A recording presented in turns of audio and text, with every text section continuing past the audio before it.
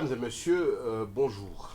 Bienvenue encore à ce nouvel épisode du Coin du Leader, ce deuxième numéro du magazine Le Coin du Leader. Le magazine Le Coin du Leader est une production du Congo Leadership Institute avec comme hôte votre humble serviteur Nicolas Kelanglavilois.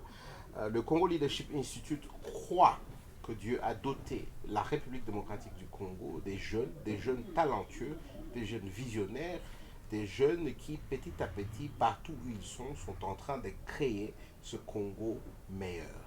Et le Congo Leadership Institute se donne la vocation d'identifier, d'accompagner ces jeunes et en quelque sorte de faire leur publicité. D'où ce magazine a été créé pour évidemment donner l'espace à la parole, mettre un peu de lumière, zoomer sur ces jeunes que peut-être vous ne connaissez pas, qui ne sont pas dans les médias traditionnels, mais qui font des choses, petites soient-elles, mais des choses dans le sens d'aider ce pays à aller de l'avant. Nous croyons que ces jeunes peu connus sont quand même une bénédiction pour ce pays, d'où la nécessité de, évidemment, les présenter. Nous espérons que leur histoire vous inspireront. Nous espérons que leur parcours vous encourageront. Nous espérons qu'ils seront des modèles peut-être que vous n'avez pas et qui vous pousseront à aller de l'avant, à vous battre pour ce Congo meilleur. Nous espérons aussi qu'inspirés par leurs histoires, vous n'hésiterez pas peut-être à partager vos histoires avec nous et peut-être à partager leurs histoires avec les autres pour que nous créions un mouvement de jeunes qui vont changer le narratif de ce que ça veut dire d'être un Congolais. Encore une nouvelle fois, mesdames et messieurs, bienvenue à ce deuxième épisode, deuxième magazine, deuxième numéro du magazine Le Coin du Leader.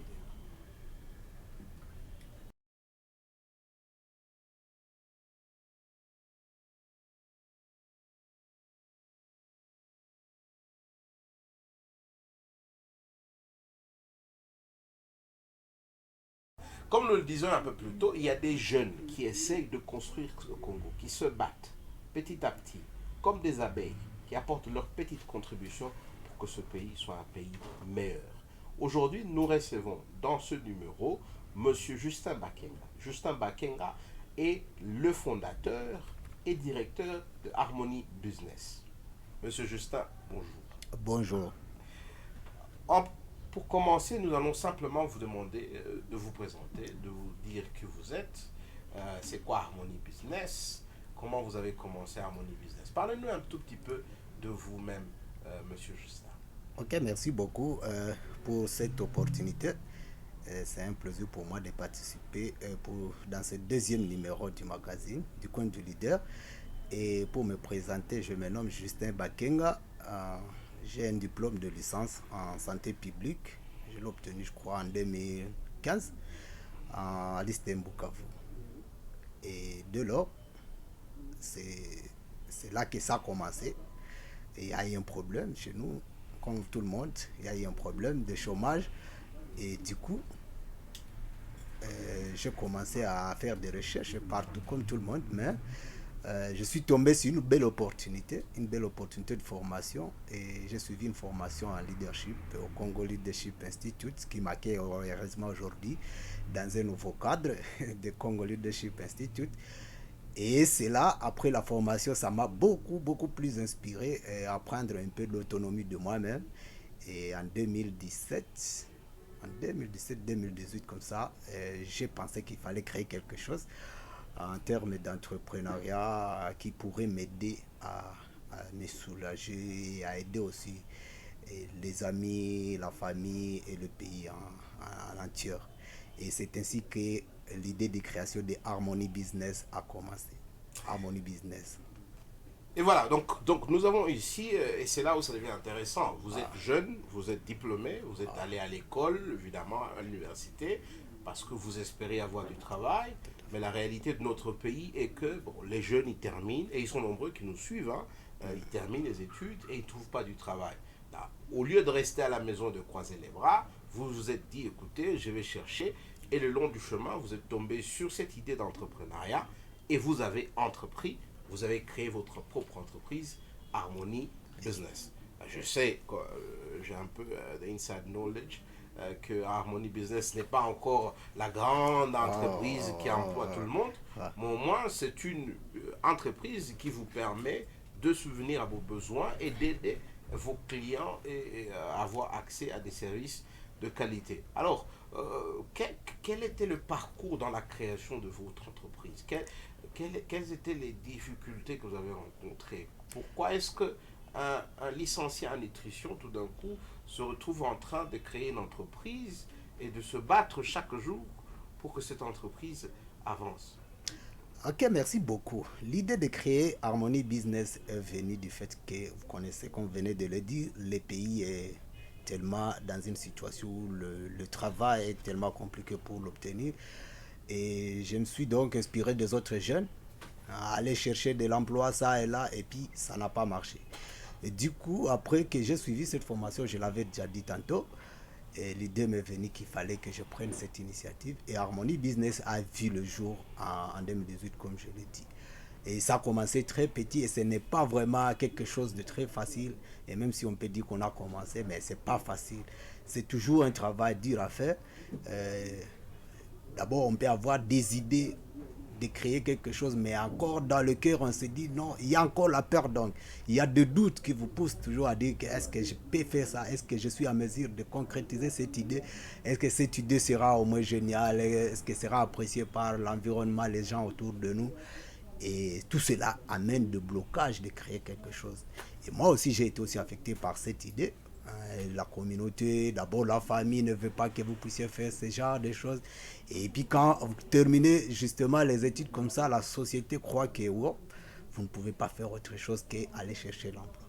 Mais il faut quand même avoir le courage et la discipline de se lancer dans quelque chose que vous avez encore découvert que c'est très important pour vous, c'est utile pour la société. Et une fois que vous êtes dedans, c'est vrai qu'il y aura toujours des complications, des difficultés, il y en a. J'espère que je vais parler encore de difficultés que j'ai rencontrées, mais il y aura toujours des difficultés. Mais la meilleure difficulté qui soit, c'est de commencer. Comment vous allez commencer, avec quel moyen de bord, avec quelle gymnastique vous allez passer, par quelle étape pour aboutir à ce chemin. Mais quand vous êtes déjà décidé à le faire, vous sentez qu'il y a un besoin pour vous, il faut le faire. Et quand vous le faites, les choses vont s'amener de soi-même. Vous allez trouver que avec cette discipline, cette ambiance que vous allez créer dans votre esprit, dans votre organisme, parce que dit-on, l'habitude crée l'organe, plus vous êtes dans l'activité, plus vous sentez l'envie de faire ce que vous faites. Mais de toute façon, c'est ce qui est beaucoup plus comme une vitamine dans ça. Il faut aimer ce que vous faites. J'ai entendu le mot discipline. J'ai entendu le mot courage. J'ai entendu le mot ne pas se laisser aller par la peur et par les dictats autour de vous. Ce sont des mots que j'ai entendus qui reviennent dans votre discours. Tout à fait. Comme évidemment des choses que vous avez apprises, des valeurs sur lesquelles vous avez marché. Aimer ce que vous faites. Quelles sont les autres choses qui vous ont influencé, qui ont nourri cette vision d'Harmony Business, qui ont fait que l'entrepreneuriat devienne maintenant quelque chose non seulement que vous adoptez, mais que vous aimez et que vous voulez voir peut-être la plupart des gens aussi le faire. Et comment avez-vous résisté à cette pression sociale?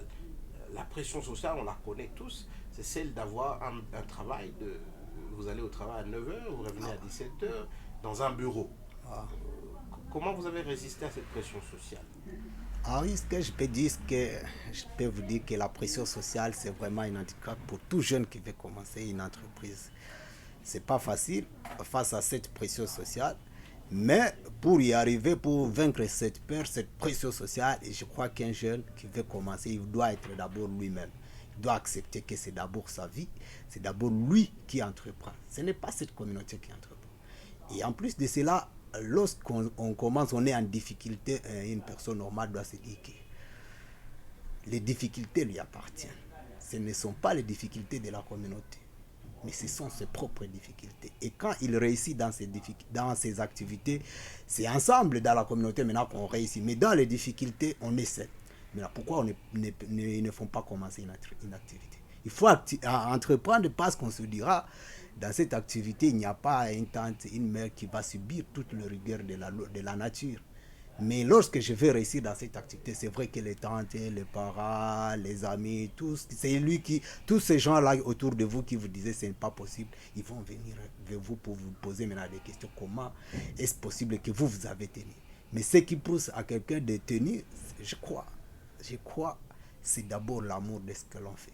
C'est encore ce sacrifice. Je ne sais pas comment je vais le dire. Il y a un terme qui vient d'échapper, mais c'est cette difficulté, hein, cette difficulté, dureté de la vie. Vous sentez qu'autour de vous, même vous-même, vous vivez une vie difficile. Et autour de vous, les gens, les jeunes, la population, même votre famille, ils vivent aussi difficilement. Et pour vous en sortir, vous devez trouver quand même une solution. Pour trouver cette solution, il faut travailler. Alors, c'est le travail. Et le travail, je peux dire qu'il y a toujours des gens qui vous découragent dans un travail qui ne trouve pas d'intérêt. Et le travail qu'ils ne peuvent pas réaliser, eux, ils pensent que vous aussi, c'est difficile de le réaliser. Mais ce qui est très important, il faut être soi-même, il faut aimer le travail, il faut se dire que j'ai fait ceci pour l'avenir. Et si vous ne le faites pas pour l'avenir du lendemain, et puis sachez que vous allez vous arrêter en cours de route parce que les gens que vous allez rencontrer, ils vont certainement vous décourager. Et puis, moi, par exemple, quand je commence les activités d'Harmony Business, je suis jeune, j'ai fini, j'obtiens mon diplôme de licence et du coup, je me sens en dehors de la boîte, du travail que je cherchais, qui m'inspirait fortement. Et je me dis, ok, comme il n'y a pas de travail, je vais rester dans la boue quand même. J'entre dans la boue avec les mamans, ceux qui n'ont pas même travail, étudié comme moi, ceux qui n'ont pas d'argent. Moi-même, je n'en avais pas évidemment, mais j'ai accepté que je sacrifie une partie de ma vie pour ce que j'aime, pour ce que je veux faire dans le futur. J'ai commencé à avoir des perspectives de la vie, de me dire sur 5, sur 10 ans, qu'est-ce que je vais être. Et c'est sur ces perspectives que j'ai commencé à avoir ce courage, cette envie d'avoir les lendemains dans cette activité. Et aujourd'hui, Harmony Business existe. Plusieurs personnes connaissent déjà Harmony Business, bien que Harmony Business n'est pas encore à son stade où il faut que ça soit beaucoup plus parlé, mais Harmony Business existe dans plusieurs domaines. Et ça inspire beaucoup déjà maintenant. Ça inspire beaucoup déjà parce que ceux qui voient ce que je fais, ceux qui me connaissent dans ce que je fais, et puis ils s'inspirent petit à petit de moi et je vois déjà qui m'écrivent en privé. Oh, je crois que vous êtes un modèle à suivre. Et ce n'est pas parce que je suis seulement Justin Bakenga. Non, c'est pas seulement parce qu'Harmony Business existe, mais c'est parce qu'il y a une idée, il y a eu un courage, il y a eu cet amour de faire quelque chose qui est né dans moi et j'ai pensé qu'il fallait le faire. Et voilà, je le fais. Il y avait toujours des difficultés d'avoir ces idées et de le mettre aussi en pratique. Mais il faut oser. Il faut oser. Alors, vous avez dit il faut oser. Ouais. La République démocratique du Congo a un taux de chômage très élevé. Beaucoup de jeunes terminent, ils ne savent même pas ce qu'ils seront dans 3 ans, dans 5 ans. Vous êtes de ces jeunes qui ont décidé, au lieu de courir le risque de traverser la Méditerranée, de mourir dans la mer, d'être esclaves dans certains pays, vous restez dans ce pays, le Congo, et vous entreprenez. Entreprendre, c'est-à-dire vous commencez quelque chose qui n'existait pas. Ah. Qu'est-ce que vous diriez à ces jeunes gens qui nous écoutent maintenant, qui se disent, ça ne vaut pas la peine de rester dans un pays où il y a tant de désordre, il y a tant de ténèbres, il faut aller chercher ailleurs. Pourquoi doivent-ils entreprendre? Quels sont les conseils que vous leur donnerez? Je crois à mon avis que nous hommes... Et surtout que beaucoup disent, mais je n'ai rien pour entreprendre. Et je sais que c'est votre histoire. Vous avez commencé avec rien, à part une idée. En tout cas, à part une idée, j'ai commencé avec rien. Et du coup, je crois que nous sommes dans un pays où il y a des jeunes qui semblent vraiment ignorer leur identité. Et lorsqu'on ignore son identité, je crois qu'on ne peut rien faire dans la vie. Et quand on se découvre, on découvre qui on est en mesure aussi de savoir ce qu'on peut mettre à la disposition de son pays, de sa nation, et les potentiels que nous regorgeons en tant qu'êtres humains.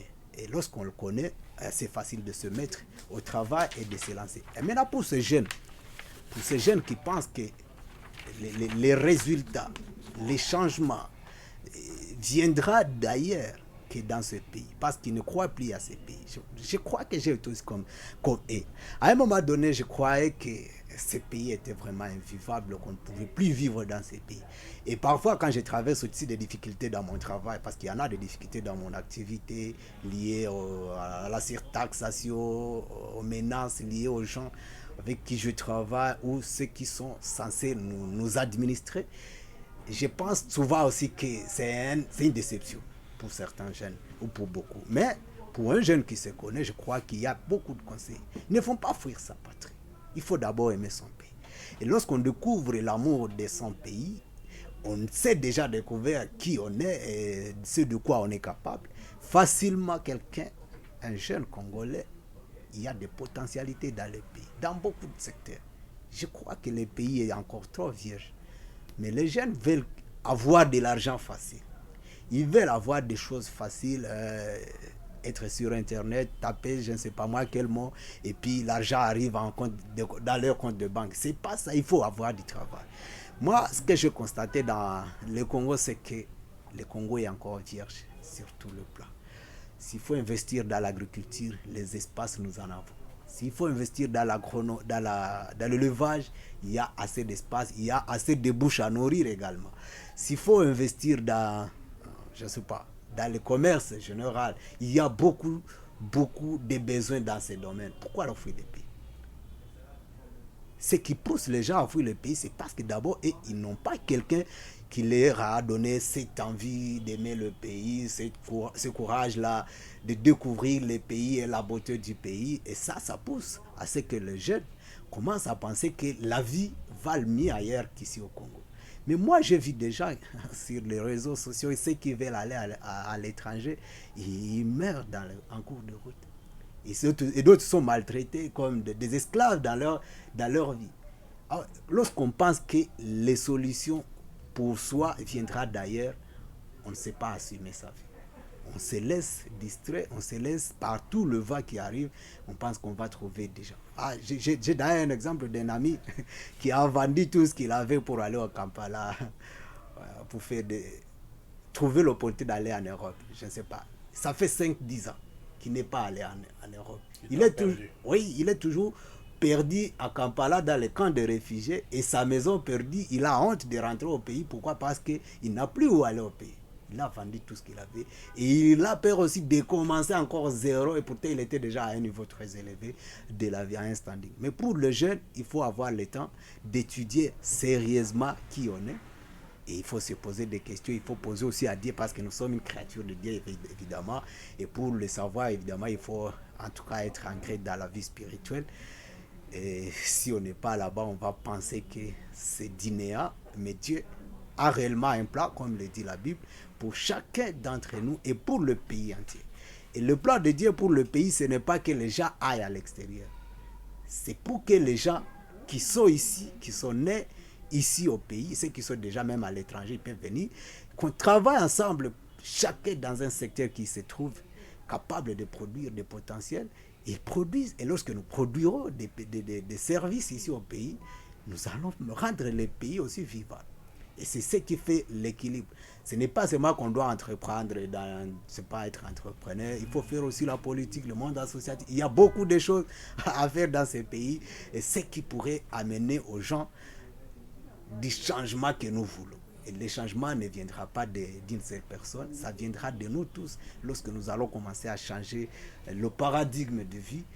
On voyait les choses d'une autre manière, les pays malades, on commence à voir les pays que ça peut changer, ça peut se guérir. Et effectivement, ça peut se guérir si nous nous mettons au travail. Le travail à l'interne, c'est ce qui va nous aider à conduire cette nation là où nous voulons, avec cette grande vision que les choses doivent changer. Les choses doivent changer, on doit y croire, on doit savoir qui on est, on doit savoir que les difficultés font partie de la vie, partout où vous serez, soit en Europe ou en Afrique. On doit savoir qu'il y a beaucoup d'opportunités ici. Et on doit se dire que si on y croit, cela sera possible. Quel sera votre dernier mot, cher Justin? C'est vrai, on n'a pas beaucoup de temps. Je suis sûr que si les gens veulent vous voir, ils peuvent entrer en contact avec nous. Et ce ne sera pas la dernière fois qu'on vous reçoit pour peut-être discuter sur beaucoup d'autres choses. Quel serait votre dernier mot à cette jeunesse et à tous ces leaders qui nous suivent? Un mot d'encouragement, un mot, peut-être un partage d'expérience de ce que vous avez appris le long du chemin. Je crois que le dernier mot, c'est pas facile de dire le dernier mot, mais par rapport à cette émission maintenant, le dernier mot, c'est que les jeunes doivent revenir à la raison. Ils doivent revenir à la raison, se discipliner, trouver en eux-mêmes ce qui est nécessaire pour leur vie. Et il faut éviter de tâtonner dans la vie. Plus on tâtonne, plus on perd du temps. Alors, il y a des jeunes, beaucoup, en tout cas j'en vois beaucoup, qui sont occupés, hyper occupés dans beaucoup de choses qui ne produisent pas de résultats. Donc c'est du gaspillage de l'énergie gratuite. Alors, au lieu de passer tout le temps à gaspiller le temps, l'énergie dans des choses qui ne leur produiront absolument rien, il serait mieux de se concentrer sur une seule chose. Se concentrer sur une seule chose, faire comme moi.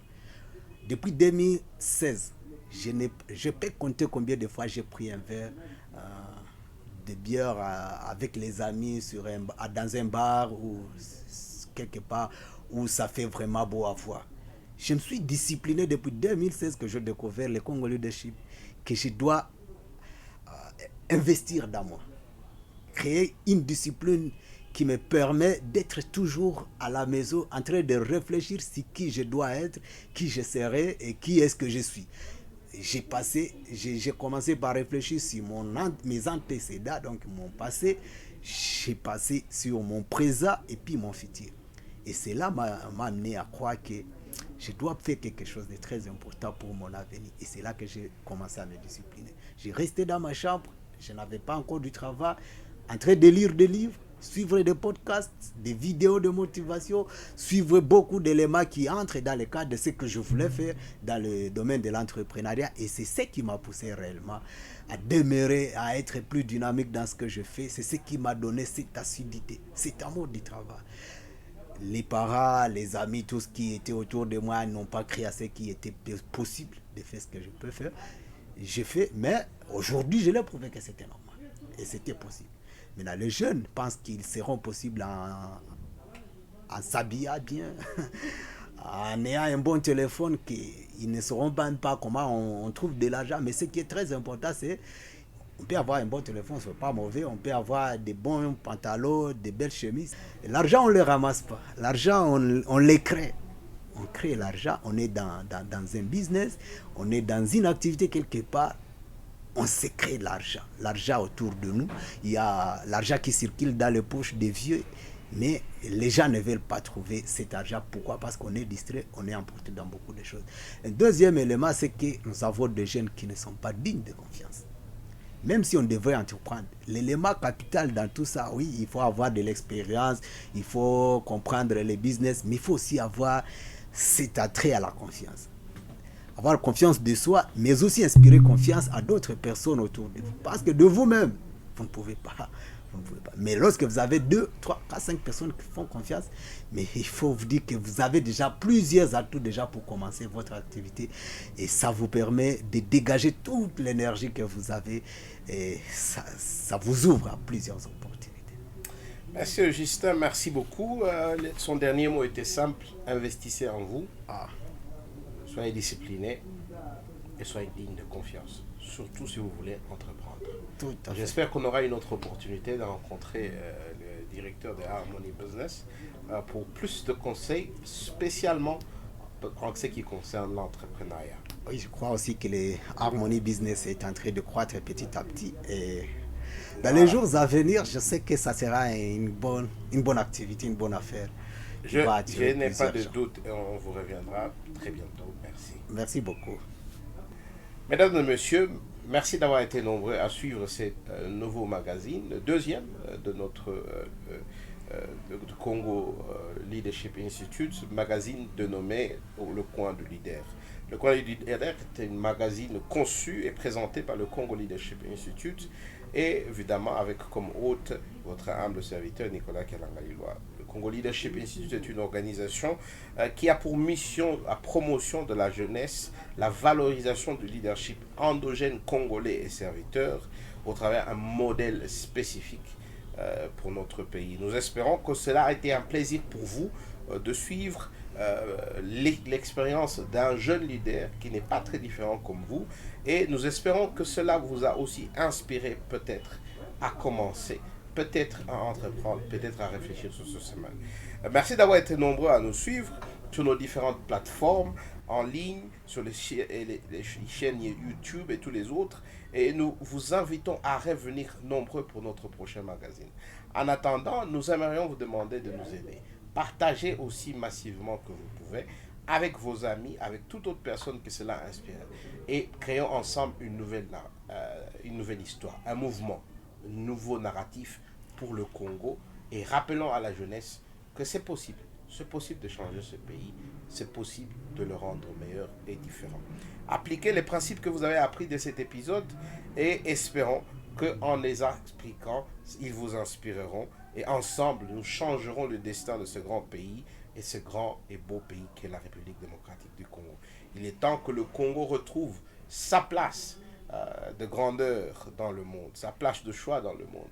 Et cela passe par une jeunesse consciente, une jeunesse qui travaille.